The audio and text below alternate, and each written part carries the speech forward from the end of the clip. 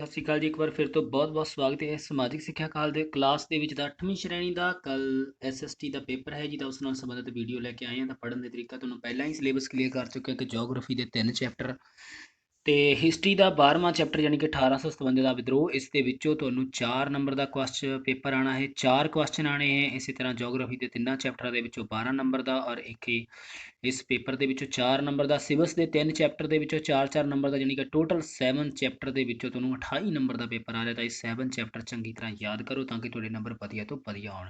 ਠੀਕ ਹੈ ਜੀ। ਤਾਂ 1857 ਦੇ ਵਿਦਰੋਹ ਵਿੱਚੋਂ ਕੁਝ ਮਹੱਤਵਪੂਰਨ ਕੁਐਸਚਨ ਲੈ ਕੇ ਆਏ ਤੁਹਾਡੇ ਵਾਸਤੇ।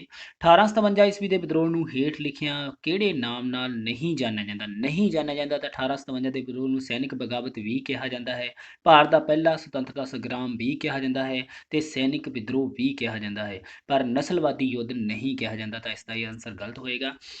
ਕੁਐਸਚਨ ਹੈ ਜੀ 1857 ਈਸਵੀ ਦੇ ਵਿਦਰੋਹ ਦਾ ਹੇਠ ਲਿਖਿਆਂ ਵਿੱਚੋਂ ਕਿਹੜਾ ਕਾਰਜ ਰਾਜਨੀਤਿਕ ਕਾਰਨ ਨਹੀਂ ਹੈ, ਨਹੀਂ ਸੀ? ਕਿਹੜਾ ਕਾਰਨ ਹੈ ਜਿਹੜਾ ਰਾਜਨੀਤਿਕ ਕਾਰਨ ਨਹੀਂ ਸੀ? ਮੁਗਲ ਬਾਦਸ਼ਾਹ ਬਹਾਦਰ ਸ਼ਾਹ ਜ਼ਫਰ ਨਾਲ ਭੈੜਾ ਸਲੂਕ ਦਾ ਇਹ ਕਾਰਨ ਸੀਗਾ ਇੱਕ। ਲਾਰਡ ਡਲਹੌਜੀ ਦੁਆਰਾ ਨੈਪਸ ਨੀਤੀ ਨੂੰ ਅਪਣਾਉਣਾ ਇਹ ਵੀ ਇੱਕ ਰਾਜਨੀਤਿਕ ਕਾਰਨ ਸੀਗਾ। ਤਾਂ ਅਵਧ ਨੂੰ ਅੰਗਰੇਜ਼ੀ ਸਾਮਰਾਜ ਵਿੱਚ ਸ਼ਾਮਲ ਕਰਨਾ ਇਹ ਵੀ ਇੱਕ ਰਾਜਨੀਤਿਕ ਕਾਰਨ ਹੈ। ਰਾਜਨੀਤਿਕ ਕਾਰਨ ਉਹ ਜੋ ਰਾਜਨੀਤੀ ਨਾਲ ਜੁੜੇ ਹੋਏ ਸਨ, ਜੋ ਰਾਜਨੀਤੀ ਜਾਂ ਪ੍ਰਸ਼ਾਸਨ ਦੇ ਨਾਲ ਜੁੜੇ ਹੋਏ ਕਾਰਨ ਸਨ। ਬਟ ਈਸਾਈ ਧਰਮ ਦਾ ਪ੍ਰਚਾਰ ਇੱਕ ਧਾਰਮਿਕ ਕਾਰਨ ਦੇ ਵਿੱਚ ਆਉਂਦਾ, ਤਾਂ ਇਸ ਕਰਕੇ ਇਹ ਆਨਸਰ ਕੀ ਹੋਏਗਾ? ਈਸਾਈ ਧਰਮ ਦਾ ਪ੍ਰਚਾਰ। 1857 ਦੇ ਵਿਦਰੋਹ ਦਾ ਸੈਨਿਕ ਕਾਰਨ ਲੱਭੋ। ਤਾਂ ਸੈਨਿਕ ਕਾਰਨ ਕੀ ਸੀ? ਭਾਰਤੀ ਸੈਨਿਕਾਂ ਨੂੰ ਅੰਗਰੇਜ਼ੀ ਸੈਨਿਕਾਂ ਨਾਲੋਂ ਘੱਟ ਤਨਖਾਹ ਦਿੱਤੀ ਜਾਂਦੀ ਸੀ। ਹੋਰ ਵੀ ਸੈਨਿਕ ਕਾਰਨ ਸੀ, ਪਰ ਜੋ ਇੱਥੇ ਸਾਨੂੰ ਆਪਸ਼ਨ ਦਿੱਤੇ ਗਏ, ਤੁਸੀਂ ਕੁਐਸਚਨ ਨੂੰ ਧਿਆਨ ਨਾਲ ਪੜ੍ਹਨਾ, ਫਿਰ ਆਪਸ਼ਨਸ ਨੂੰ ਧਿਆਨ ਨਾਲ ਪੜ੍ਹਨਾ ਕਿ ਉਹਨਾਂ ਦੇ ਵਿੱਚ ਕਿਹੜਾ ਆਪਸ਼ਨ ਜਿਹੜਾ ਹੈ ਸਹੀ ਆਨਸਰ ਦਿੱਤਾ ਗਿਆ। ਤੇ ਇੱਥੇ ਸਾਨੂੰ ਜੋ ਆਪਸ਼ਨ ਦਿੱਤੇ ਗਏ ਉਹਦੇ ਵਿੱਚੋਂ ਭਾਰਤੀ ਸੈਨਿਕਾਂ ਨੂੰ ਅੰਗਰੇਜ਼ੀ ਸੈਨਿਕਾਂ ਨਾਲੋਂ ਘੱਟ ਤਨਖਾਹ ਦਿੱਤੀ ਜਾਂਦੀ ਸੀ, ਇਹ ਇੱਕ ਕਾਰਨ ਸੀਗਾ। 1857 ਦੇ ਵਿਦਰੋਹ ਦਾ ਤਤਕਾਲੀ ਕਾਰਨ ਕੀ ਸੀ? ਤਾਂ ਸਾਰਿਆਂ ਨੂੰ ਹੀ ਪਤਾ ਹੋਣਾ ਚਾਹੀਦਾ, ਚਰਬੀ ਵਾਲੇ ਕਾਰਤੂਸ।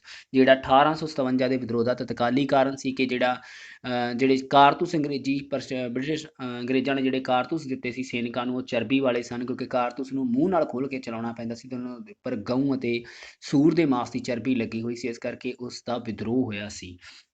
ਲੈਪਸ ਦੀ ਨੀਤੀ ਵਿੱਚ ਕਿਸ ਗਵਰਨਰ ਜਨਰਲ ਦੁਆਰਾ ਸ਼ੁਰੂ ਕੀਤੀ ਗਈ? ਤਾਂ ਲਾਰਡ ਡਲਹੌਜੀ ਦੁਆਰਾ ਜਿਹੜੀ ਲੈਪਸ ਦੀ ਨੀਤੀ ਹੈ ਸ਼ੁਰੂ ਕੀਤੀ ਗਈ ਸੀ। ਲੈਪਸ ਦੀ ਨੀਤੀ ਬਾਰੇ ਥੋੜ੍ਹਾ ਜਿਹਾ ਹੋਰ ਦੱਸ ਦਈਏ ਕਿ ਲੈਪਸ ਦੀ ਨੀਤੀ ਦੁਆਰਾ ਕੋਈ ਵੀ ਰਾਜਾ ਜਾਂ ਰਾਣੀ ਜਾਂ ਯਾਨੀ ਕਿ ਕਿਸੇ ਵੀ ਰਾਜ ਭਾਗ ਦੇ ਵਿੱਚ ਕਿਸੇ ਦੀ ਸੰਤਾਨ ਨਹੀਂ ਹੁੰਦੀ ਸੀ ਤਾਂ ਉਸ ਦਾ ਜਿਹੜਾ ਗੋਦ ਲਿਆ ਹੋਇਆ ਪੁੱਤਰ ਉਸ ਦਾ ਵਾਰਿਸ ਨਹੀਂ ਮੰਨਿਆ ਜਾਂਦਾ ਸੀ। ਅੰਗਰੇਜ਼ੀ ਸ਼ਾਸਨ ਉਸ ਨੂੰ ਆਪਣੇ ਰਾਜ ਵਿੱਚ ਮਿਲਾ ਲੈਂਦੀ ਸੀ। ਉਸ ਨੂੰ ਲੈਪਸ ਦੀ ਨੀਤੀ ਕਹਿੰਦੇ ਸੀ ਕਿ ਗੋਦ ਲਏ ਹੋਏ ਪੁੱਤਰ ਨੂੰ ਉਸ ਦਾ ਉੱਤਰਾਧਿਕਾਰੀ ਨਾ ਮੰਨਣਾ। 1857 ਦੇ ਵਿਦਰੋਹ ਦਾ ਪਹਿਲਾ ਸ਼ਹੀਦ ਕੌਣ ਸੀ? ਤਾਂ ਮੰਗਲ ਪਾਂਡੇ ਇਸ ਦਾ ਸਹੀ ਆਨਸਰ ਆਏਗਾ ਜੀ। ਮੰਗਲ ਪਾਂਡੇ 1857 ਈਸਵੀ ਦੇ ਵਿਦਰੋਹ ਦਾ ਪਹਿਲਾ ਸ਼ਹੀਦ ਸੀਗਾ। ਮੁਗਲ ਸਮਰਾਟ ਬਹਾਦਰ ਸ਼ਾਹ ਜ਼ਫਰ ਨੂੰ ਕੈਦੀ ਬਣਾ ਕੇ ਕਿੱਥੇ ਭੇਜਿਆ ਗਿਆ ਸੀ? ਰੰਗੂਨ ਇਸ ਦਾ ਸਹੀ ਆਨਸਰ ਰਹੇਗਾ ਜੀ, ਰੰਗੂਨ ਭੇਜ ਦਿੱਤਾ ਗਿਆ ਸੀ। ਨਾਨਾ ਸਾਹਿਬ ਦੇ ਪ੍ਰਸਿੱਧ ਜਰਨੈਲ ਦਾ ਨਾਂ ਤਾਤੀਆ ਟੋਪੇ। ਠੀਕ ਹੈ ਜੀ, ਨਾਨਾ ਸਾਹਿਬ ਦਾ ਜਿਹੜਾ ਪ੍ਰਸਿੱਧ ਜਰਨੈਲ ਸੀਗਾ ਉਹ ਤਾਤੀਆ ਟੋਪੇ ਸੀਗਾ। 1857 ਈਸਵੀ ਦੇ ਵਿਦਰੋਹ ਤੋਂ ਬਾਅਦ ਗਵਰਨਰ ਜਨਰਲ ਨੂੰ ਵਾਇਸਰਾਏ ਦੀ ਉਪਾਧੀ ਦਿੱਤੀ ਗਈ। ਸਹੀ ਹੈ ਜੀ, ਗਵਰਨਰ ਜਨਰਲ ਨੂੰ ਫਿਰ ਵਾਇਸਰਾਏ ਦੀ ਉਪਾਧੀ ਦੇ ਦਿੱਤੀ ਗਈ ਸੀ 1857 ਦੇ ਵਿਦਰੋਹ ਤੋਂ ਬਾਅਦ। ਵਿਦਰੋਹ ਤੋਂ ਬਾਅਦ ਭਾਰਤ ਵਿੱਚ ਈਸਟ ਇੰਡੀਆ ਕੰਪਨੀ ਦਾ ਸ਼ਾਸਨ ਸਮਾਪਤ ਹੋ ਗਿਆ। ਇੰਗਲੈਂਡ ਦੀ ਸਰਕਾਰ ਦਾ ਸਿੱਧਾ ਸ਼ਾਸਨ ਹੋ ਗਿਆ, ਇਹ ਵੀ ਬਿਲਕੁਲ ਸਹੀ ਹੈ ਜੀ। ਜਦੋਂ ਵਿਦਰੋਹ ਹੋਇਆ 1857 ਦਾ ਤਾਂ ਉਸ ਤੋਂ ਬਾਅਦ ਜਿਹੜਾ ਇੰਗਲੈਂਡ ਦਾ ਸਿੱਧਾ ਜਿਹੜਾ ਸਰਕਾਰ ਦਾ ਸ਼ਾਸਨ ਸਾਡੇ ਦੇਸ਼ ਵਿੱਚ ਸ਼ੁਰੂ ਹੋ ਗਿਆ ਸੀ। ਨਾਨਾ ਸਾਹਿਬ ਦੇ ਪੇਸ਼ਵਾ ਬਾਜੀਰਾਓ ਦੂਜੇ ਦਾ ਉੱਤਰਾਧਿਕਾਰੀ ਬਣਨ ਤੇ ਡੈਸ਼ ਨੇ ਉਸਦੀ ਪੈਨਸ਼ਨ ਬੰਦ ਕਰ ਦਿੱਤੀ। ਲਾਰਡ ਡਲਹੌਜੀ ਨੇ ਜਿਹੜੀ ਉਸਦੀ ਪੈਨਸ਼ਨ ਬੰਦ ਕਰ ਦਿੱਤੀ ਸੀਗੀ ਨਾਨਾ ਸਾਹਿਬ ਦੀ। ਠੀਕ ਹੈ ਜੀ, ਕਿਸ ਨੀਤੀ ਤਹਿਤ ਦੇਸੀ ਰਾਜਿਆਂ ਨੂੰ ਪੁੱਤਰ ਗੋਦ ਲੈਣ ਦੀ ਆਗਿਆ ਨਹੀਂ ਸੀ ਅਤੇ ਅੰਗਰੇਜ਼ੀ ਰਾਜ ਵਿੱਚ ਮਿਲਾ ਲਿਆ ਜਾਂਦਾ ਸੀ, ਜਿਵੇਂ ਝਾਂਸੀ, ਨਾਗਪੁਰ, ਸੰਬਲਪੁਰ, ਉਦੈਪੁਰ। ਹੁਣ ਦੇਖੋ ਜੀ, ਤੁਹਾਨੂੰ ਪਹਿਲਾਂ ਵੀ ਮੈਂ ਦੱਸਿਆ ਕਿ ਲੈਪਸ ਨੀਤੀ ਸੀਗੀ ਉਹ, ਜਿਸ ਦੁਆਰਾ ਰਾਜਿਆਂ ਨੂੰ ਪੁੱਤਰ ਗੋਦ ਲੈਣ ਦੀ ਆਗਿਆ ਨਹੀਂ ਸੀ।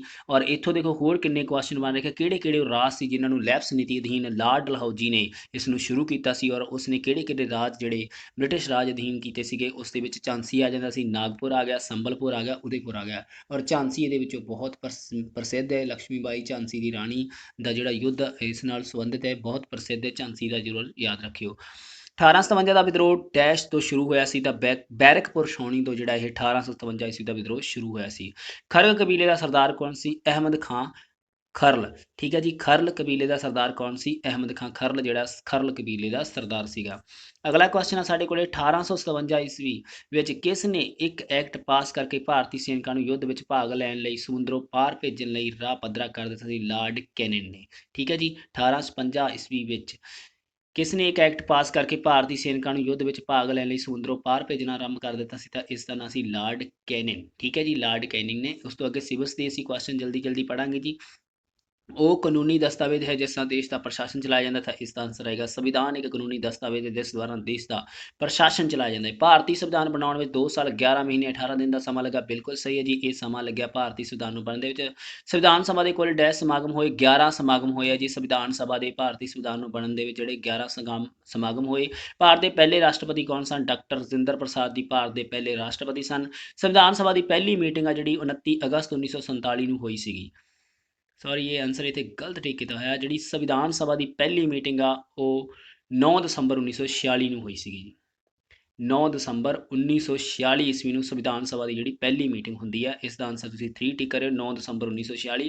ਡਾਂਡੀ ਨਾਮਕ ਸਥਾਨ ਤੇ ਗਾਂਧੀ ਜੀ ਨੇ ਤੋੜਿਆ ਨਮਕ ਕਾਨੂੰਨ ਤੋੜਿਆ ਸੀਗਾ ਜੀ। ਡਾਂਡੀ ਨਾਮ ਦੇ ਸਥਾਨ ਤੋਂ ਗਾਂਧੀ ਜੀ ਨੇ। ਹੇਠ ਲਿਖਿਆ ਵਿੱਚ ਭਾਰਤ ਵਿੱਚ ਕੌਣ ਸਰਵਉੱਚ ਹੈ? ਤਾਂ ਸੰਵਿਧਾਨ ਭਾਰਤ ਦੇ ਵਿੱਚ ਸਰਵਉੱਚ ਹੈ। ਪ੍ਰਧਾਨ ਮੰਤਰੀ ਰਾਸ਼ਟਰਪਤੀ ਨਹੀਂ ਲਾਣਾ, ਮੁੱਖ ਜੱਜ ਨਹੀਂ ਲਗਾਉਣਾ, ਤੁਸੀਂ ਸੰਵਿਧਾਨ ਯਾਦ ਰੱਖਣਾ ਕਿ ਭਾਰਤ ਵਿੱਚ ਸੰਵਿਧਾਨ ਸਰਵਉੱਚ ਹੈ। ਸੰਵਿਧਾਨ ਸਭਾ ਦੀ ਸਮੁੱਚਾ ਕਮੇਟੀ ਵਿੱਚ 7 ਮੈਂਬਰ ਸਨ ਤੇ ਪ੍ਰਧਾਨ ਕੌਣ ਸਨ? Doctor BR Ambedkar. ਠੀਕ ਹੈ, ਜੇ ਸੰਵਿਧਾਨ ਸਭਾ ਦੀ ਮਸੌਦਾ ਕਮੇਟੀ ਪੁੱਛਿਆ ਤਾਂ ਉਸਦੇ 7 ਮੈਂਬਰ ਸਨ। ਠੀਕ ਹੈ ਜੀ, ਇਹ ਯਾਦ ਰੱਖਣਾ। ਔਰ ਪ੍ਰਧਾਨ ਕੌਣ ਸਨ? Doctor BR Ambedkar. ਜੇ ਸੰਵਿਧਾਨ ਸਭਾ ਦੇ ਸਿੱਧਾ ਹੀ ਪੁੱਛ ਲਿਆ ਜਾਏ ਕਿ ਪ੍ਰਧਾਨ ਕੌਣ ਸਨ? ਡਾਕਟਰ ਰਜਿੰਦਰ ਪ੍ਰਸਾਦ। ਠੀਕ ਹੈ ਜੀ, ਮਸੌਦਾ ਕਮੇਟੀ ਦੇ ਪ੍ਰਧਾਨ ਡਾਕਟਰ BR ਅੰਬੇਦਕਰ ਸਨ। ਇੱਥੇ ਕਨਫਿਊਜ਼ ਨਹੀਂ ਹੋਣਾ। ਭਾਰਤ ਛੱਡੋ ਅੰਦੋਲਨ ਕਦੋਂ ਚਲਾਇਆ ਗਿਆ? 1942 ਈਸਵੀ ਦੇ ਵਿੱਚ ਭਾਰਤ ਛੱਡੋ ਅੰਦੋਲਨ ਚਲਾਇਆ ਗਿਆ। ਮਹਾਤਮਾ ਗਾਂਧੀ ਜੀ ਦੁਆਰਾ 1920 ਵਿੱਚ ਕਿਹੜਾ ਅੰਦੋਲਨ ਚਲਾਇਆ ਗਿਆ? ਤਾਂ ਨਾ ਮਿਲਵਰਤਨ ਅੰਦੋਲਨ ਚਲਾਇਆ ਗਿਆ ਮਹਾਤਮਾ ਗਾਂਧੀ ਜੀ ਦੁਆਰਾ 1920 ਈਸਵੀ ਦੇ ਵਿੱਚ।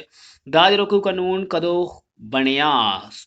1961 ਈਸਵੀ ਵਿੱਚ ਦਾਜ ਰੋਕੂ ਕਾਨੂੰਨ ਬਣਾਇਆ ਗਿਆ ਸੀ। 1961 ਈਸਵੀ ਵਿੱਚ। ਕਾਨੂੰਨ ਅੰਗਰੇਜ਼ੀ ਭਾਸ਼ਾ ਦੇ ਸ਼ਬਦ ਲਾ ਦਾ ਅਨੁਵਾਦ ਹੈ ਅਤੇ ਲਾ ਸ਼ਬਦ ਦੀ ਉਤਪਤੀ ਟੈਟੋਨਿਕ ਸ਼ਬਦ ਲੈਗ ਤੋਂ ਹੋਈ ਹੈ। ਇਸ ਦਾ ਅਰਥ ਹੈ ਨਿਸ਼ਚਿਤ। ਬਿਲਕੁਲ ਸਹੀ ਹੈ ਜੀ, ਇਹ ਬਿਲਕੁਲ ਸਹੀ ਲਿਖੀ ਹੋਈ ਹੈ ਸਟੇਟਮੈਂਟ। ਕਾਨੂੰਨ ਸ਼ਬਦ ਅੰਗਰੇਜ਼ੀ ਭਾਸ਼ਾ ਦੇ ਲਾ ਸ਼ਬਦ ਦਾ ਅਨੁਵਾਦ ਹੈ ਤੇ ਲਾ ਸ਼ਬਦ ਦੀ ਉਤਪਤੀ ਟੈਟੋਨਿਕ ਸ਼ਬਦ ਲੈਗ ਤੋਂ ਲਈ ਗਈ ਹੈ ਜਿਸ ਦਾ ਅਰਥ ਹੈ ਨਿਸ਼ਚਿਤ। ਨਿਆਂਪਾਲਿਕਾ ਸੰਵਿਧਾਨ ਦੀ ਰੱਖਿਆ ਨਹੀਂ ਕਰਦੀ, ਗਲਤ ਹੈ ਜੀ। ਨਿਆਂਪਾਲਿਕਾ ਸੰਵਿਧਾਨ ਦੀ ਰੱਖਿਆ ਕਰਦੀ ਹੈ। ਬੁਰੇ ਕਾਨੂੰਨਾਂ ਦੀ ਉਲੰਘਣਾ ਕਰਨੀ ਲੋਕਤੰਤਰੀ ਸਰਕਾਰ ਦੀ ਵਿਸ਼ੇਸ਼ਤਾ ਹੈ। ਬਿਲਕੁਲ ਸਹੀ ਹੈ ਜੀ, ਬੁਰੇ ਕਾਨੂੰਨਾਂ ਦੀ ਉਲੰਘਣਾ ਕਰਨੀ ਲੋਕਤੰਤਰੀ ਸਰਕਾਰ ਦੀ ਵਿਸ਼ੇਸ਼ਤਾ ਹੈ। ਅਗਲਾ ਲੈਸਨ ਦੇ ਵਿੱਚੋਂ ਹੈ ਜੀ ਸੰਵਿਧਾਨ ਦੇ ਕਿਹੜੇ ਅਨੁਛੇਦ ਵਿੱਚ ਭਾਰਤੀ ਨਾਗਰਿਕਾਂ ਨੂੰ ਸੁਤੰਤਰਤਾਵਾਂ ਦਿੱਤੀਆਂ ਗਈਆਂ ਹਨ? ਤਾਂ 19ਵੇਂ ਅਨੁਛੇਦ ਦੇ ਵਿੱਚ ਭਾਰਤੀ ਨਾਗਰਿਕਾਂ ਨੂੰ ਸੁਤੰਤਰਤਾਵਾਂ ਦਿੱਤੀਆਂ ਗਈਆਂ ਹਨ। ਮੌਲਿਕ ਅਧਿਕਾਰ ਭਾਰਤੀ ਸੰਵਿਧਾਨ ਦੇ ਕਿਹੜੇ ਭਾਗ ਵਿੱਚ ਦਰਜ ਹਨ? ਤੀਜੇ ਭਾਗ ਦੇ ਵਿੱਚ ਮੌਲਿਕ ਅਧਿਕਾਰ ਦਰਜ ਕੀਤੇ ਗਏ ਹਨ। ਸਾਡਾ ਪਹਿਲਾ ਮੌਲਿਕ ਅਧਿਕਾਰ ਕਿਹੜਾ ਹੈ ਜੀ? ਸਮਾਨਤਾ ਦਾ ਅਧਿਕਾਰ ਸਾਡਾ ਪਹਿਲਾ ਮੌਲਿਕ ਅਧਿਕਾਰ ਹੈ। ਜਾਤ ਪਾਤ ਧਰਮ ਰੰਗ ਨਸਲ ਆਦਿ ਦੇ ਆਧਾਰ ਤੇ ਕੋਈ ਵਿਤਕਰਾ ਨਾ ਕਰਨਾ ਡੈਸ਼ ਹੈ, ਇਹ ਸਮਾਜਿਕ ਨਿਆਂ ਹੈ ਜੀ। ਜਾਤ ਪਾਤ ਧਰਮ ਇਹ ਸਮਾਜ ਨਾਲ ਸੰਬੰਧਿਤ ਹੈ ਸਾਰਾ, ਤਾਂ ਇਹ ਸਮਾਜਿਕ ਨਿਆਂ ਹੈ। ਬਹੁਤ ਹੀ ਧਿਆਨ ਦੇ ਨਾਲ ਕੁਐਸਚਨ ਪੜ੍ਹਨੇ, ਰੀਡ ਕਰਨੇ। ਵੋਟ ਦਾ ਅਧਿਕਾਰ, ਚੁਣੇ ਜਾਣ ਦਾ ਅਧਿਕਾਰ, ਸਰਕਾਰੀ ਅਹੁਦੇ ਪ੍ਰਾਪਤ ਕਰਨ ਦਾ ਅਧਿਕਾਰ, ਸਰਕਾਰ ਦੀ ਆਲੋਚਨਾ ਦਾ ਅਧਿਕਾਰ, ਸੁਤੰਤਰਤਾ ਦਾ ਅਧਿਕਾਰ ਆਦਿ ਦੇਣ ਦਾ ਉਪਰਾਲਾ ਹੈ ਰਾਜਨੀਤਿਕ ਨਿਆਂ।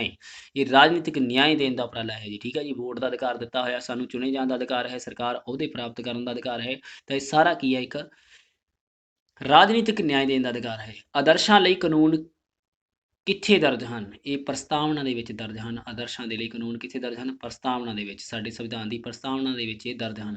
ਸੰਵਿਧਾਨ ਅਨੁਸਾਰ ਧਰਮ, ਜਾਤ, ਲਿੰਗ, ਨਸਲ ਦੇ ਆਧਾਰ ਤੇ ਭੇਦਭਾਵ ਕੀਤਾ ਜਾ ਸਕਦਾ ਹੈ? ਇਹ ਗਲਤ ਹੈ ਜੀ, ਨਹੀਂ ਕੀਤਾ ਜਾ ਸਕਦਾ ਹੈ। ਪ੍ਰਸਤਾਵਨਾ ਦਾ ਆਰੰਭ ਅਸੀਂ ਭਾਰਤ ਦੇ ਲੋਕ ਸ਼ਬਦਾਂ ਨਾਲ ਹੁੰਦਾ ਹੈ। ਬਿਲਕੁਲ ਸਹੀ ਹੈ ਜੀ, ਪ੍ਰਸਤਾਵਨਾ ਸਾਡੀ ਜੋ ਲਿਖੀ ਗਈ ਹੈ ਉਸ ਦੇ ਨਾਲ ਇਹ ਸ਼ਬਦਾਂ ਨਾਲ ਆਰੰਭ ਹੁੰਦਾ ਹੈ। ਰਾਸ਼ਟਰੀ ਏਕਤਾ ਤੇ ਅਖੰਡਤਾ ਦੀ ਪ੍ਰਾਪਤੀ ਲਈ ਡੈਸ਼ ਸੋਧ ਰਾਹੀਂ ਸੰਵਿਧਾਨ ਦੀ ਪ੍ਰਸਤਾਵਨਾ ਵਿੱਚ ਅਖੰਡਤਾ ਸ਼ਬਦ ਨੂੰ ਸ਼ਾਮਲ ਕੀਤਾ ਗਿਆ। 42ਵੀਂ ਸੋਧ ਰਾਹੀਂ ਇਸ ਸ਼ਬਦ ਨੂੰ ਸ਼ਾਮਲ ਕੀਤਾ ਗਿਆ। ਮੁੱਢਲੇ ਅਧਿਕਾਰ ਅਤੇ ਅਧਿਕਾਰਾਂ ਵਜੋਂ ਮੁੱਢਲੇ ਕਰਤੱਵ। ਸਿੱਖਿਆ ਦਾ ਅਧਿਕਾਰ ਸੰਵਿਧਾਨ ਵਿੱਚ ਕਿਸ ਧਾਰਾ ਦੇ ਦਰਜ ਕੀਤਾ ਗਿਆ? 21A। ਧਾਰਾ 21A ਮੋਸਟ ਇੰਪੋਰਟੈਂਟ ਹੈ, ਅਕਸਰ ਹੀ ਕੁਐਸਚਨ ਇਹ ਪੱਕਾ ਹੀ ਆਵੇਗਾ। 21A ਤੁਸੀਂ ਯਾਦ ਰੱਖਿਓ। ਧਾਰਾ ਦੇ ਅਧੀਨ ਜਿਹੜਾ ਸਿੱਖਿਆ ਦਾ ਅਧਿਕਾਰ ਦਿੱਤਾ ਗਿਆ। ਉਹ ਅਧਿਕਾਰ ਜਿਹੜੇ ਮਨੁੱਖ ਨੂੰ ਮਾਨਵੀ ਜੀਵਨ ਜਿਉਣ ਦੇ ਯੋਗ ਬਣਾਉਂਦੇ ਹਨ ਉਹਨਾਂ ਨੂੰ ਡੈਸ਼ ਕਿਹਾ ਜਾਂਦਾ ਹੈ? ਮਨੁੱਖੀ ਅਧਿਕਾਰ। ਜਿਹੜੇ ਮਾਨਵੀ ਜੀਵਨ ਜਿਉਣ ਦੇ ਯੋਗ ਬਣਾਉਂਦੇ ਉਹਨਾਂ ਨੂੰ ਅਸੀਂ ਬੋਲਦੇ ਹਾਂ ਮਨੁੱਖੀ ਅਧਿਕਾਰ। ਕਿਸ ਅਧਿਕਾਰ ਤਹਿਤ ਮਨੁੱਖ ਦਾ ਵਪਾਰ ਕਰਨ, ਤਨਖਾਹ ਦਿੱਤੇ ਬਿਨਾਂ ਕੰਮ ਕਰਵਾਉਣ ਅਤੇ ਦੂਜਿਆਂ ਤੋਂ ਜ਼ਬਰਦਸਤੀ ਕੰਮ ਕਰਵਾਉਣ ਦੀ ਮਨਾਹੀ ਕੀਤੀ ਗਈ ਹੈ? ਤਾਂ ਸ਼ੋਸ਼ਣ ਵਿਰੋਧ ਅਧਿਕਾਰ ਦਿੱਤਾ ਗਿਆ ਜੀ ਇੱਕ, ਜਿਸ ਦੇ ਵਿੱਚ ਸਾਰੀਆਂ ਚੀਜ਼ਾਂ ਨੂੰ ਬੰਦ ਕੀਤਾ ਗਿਆ ਹੈ। ਸੰਵਿਧਾਨ ਦੀ ਕਿਹੜੀ ਧਾਰਾ ਅਨੁਸਾਰ ਕਿਸੇ ਵਿਅਕਤੀ ਨੂੰ ਧਰਮ ਦੇ ਆਧਾਰ ਤੇ ਵਿਤਕਰਾ ਨਹੀਂ ਕਰਨ ਦੀ ਮਨਾਹੀ ਹੈ? ਤੇ 25 ਧਾਰਾ 25 ਦੇ ਆਧਾਰ ਤੇ ਕਿਸੇ ਨਾਲ ਧਰਮ ਦੇ ਆਧਾਰ ਤੇ ਵਿਤਕਰਾ ਨਹੀਂ ਕੀਤਾ ਜਾਂਦਾ ਹੈ। ਸੰਵਿਧਾਨ ਦੀ ਕਿਹੜੀ ਧਾਰਾ ਅਨੁਸਾਰ ਧਰਮ, ਜਾਤ, ਲਿੰਗ ਤੇ ਨਸਲ ਦੇ ਆਧਾਰ ਤੇ ਵਿਤਕਰਾ ਨਹੀਂ ਕੀਤਾ ਜਾ ਸਕਦਾ? ਤੇ 15। ਠੀਕ ਹੈ ਜੀ, 25 ਤੇ 15 ਯਾਦ ਰੱਖਿਓ। ਜੇ ਆਇਆ ਵਿਅਕਤੀ ਨੂੰ ਧਰਮ ਦੇ ਆਧਾਰ ਤੇ ਵਿਤਕਰਾ ਕਰਨ ਦੀ ਮਨਾਹੀ ਹੈ ਤਾਂ ਉਹ 25 ਆਏਗੀ ਧਾਰਾ। ਜੇ ਸੰਵਿਧਾਨ ਦੀ ਕਿਹੜੀ ਧਾਰਾ ਅਨੁਸਾਰ ਧਰਮ, ਜਾਤ, ਲਿੰਗ ਅਤੇ ਨਸਲ ਦੇ ਆਧਾਰ ਤੇ ਵਿਤਕਰਾ ਨਹੀਂ ਕੀਤਾ ਜਾ ਸਕਦਾ ਤਾਂ ਉਹ 15 ਆਏਗੀ। ਠੀਕ ਹੈ ਜੀ, ਅਗਲਾ ਹੈ ਸੰਵਿਧਾਨ ਦੀ ਕਿਹੜੀ ਧਾਰਾ ਅਨੁਸਾਰ ਛੂਤ ਛਾਤ ਦੀ ਸਮਾਜਿਕ ਬੁਰਾਈ ਦਾ ਖਾਤਮਾ ਕੀਤਾ ਗਿਆ? ਤਾਂ ਧਾਰਾ 17। ਇਹ ਜ਼ਰੂਰ ਯਾਦ ਰੱਖਿਓ, ਇੱਕ ਅੱਧਾ ਆਰਟੀਕਲ ਜ਼ਰੂਰ ਆਏਗਾ ਇਸ ਨਾਲ ਸੰਬੰਧਿਤ ਕੁਐਸਚਨ। ਭਾਰਤੀ ਸੰਵਿਧਾਨ ਦੇ ਮੌਲਿਕ ਅਧਿਕਾਰ ਕਿਹੜੇ ਦੇਸ਼ ਦੇ ਸੰਵਿਧਾਨ ਤੋਂ ਪ੍ਰੇਰਿਤ ਹੋ ਕੇ ਸ਼ਾਮਲ ਕੀਤੇ ਗਏ? ਤਾਂ ਅਮਰੀਕਾ ਦੇ ਸੰਵਿਧਾਨ ਤੋਂ ਇਹ ਪ੍ਰੇਰਿਤ ਹੋਏ ਆ ਜੀ। ਭਾਰਤ ਵਿੱਚ ਸਿੱਖਿਆ ਅਧਿਕਾਰ ਐਕਟ ਕਦੋਂ ਤੋਂ ਲਾਗੂ ਹੈ?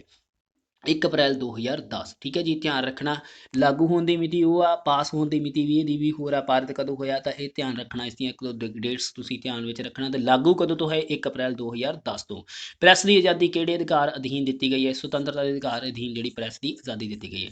ਠੀਕ ਹੈ ਜੀ। ਇਸ ਤਰ੍ਹਾਂ ਤੁਸੀਂ ਇਸ ਦੀ ਰਿਵੀਜ਼ਨ ਕਰੋ, ਵੱਧ ਤੋਂ ਵੱਧ ਰਿਵੀਜ਼ਨ ਕਰੋ। ਤੁਹਾਨੂੰ ਇੱਕ ਵਾਰ ਫਿਰ ਦੱਸ ਦਈਏ, ਜੀਓਗ੍ਰਾਫੀ ਦੇ 3 ਚੈਪਟਰ, 1857 ਦਾ ਵਿਦਰੋਹ, ਹਿਸਟਰੀ ਦਾ 1 ਚੈਪਟਰ ਔਰ ਸਿਵਿਕਸ ਦੇ 3 ਚੈਪਟਰ। ਇਹ 7 ਚੈਪਟਰ ਚੰਗੀ ਤਰ੍ਹਾਂ ਰੀਡ ਕਰੋ। 28 ਨੰਬਰ ਦਾ ਜਿਹੜਾ ਤੁਹਾਨੂੰ ਪੇਪਰ ਆ ਰਿਹਾ ਇਹਨਾਂ 7 ਚੈਪਟਰਸ ਦੇ ਵਿੱਚੋਂ, ਤਾਂ ਕਿ ਤੁਸੀਂ ਅਗਰ ਇਹ 7 ਚੈਪਟਰ ਬੜੇ ਵਧੀਆ ਤਰੀਕੇ ਨਾਲ ਕਰ ਲੈਣ ਤਾਂ ਆਈ ਐਮ ਡੈਡ ਸ਼ੋਰ ਕਿ ਤੁਹਾਨੂੰ 35+ ਨੰਬਰ ਆ ਜਿਹੜੇ SS ਦੇ ਵਿੱਚੋਂ ਆਰਾਮ ਨਾਲ ਆ ਜਾਣਗੇ।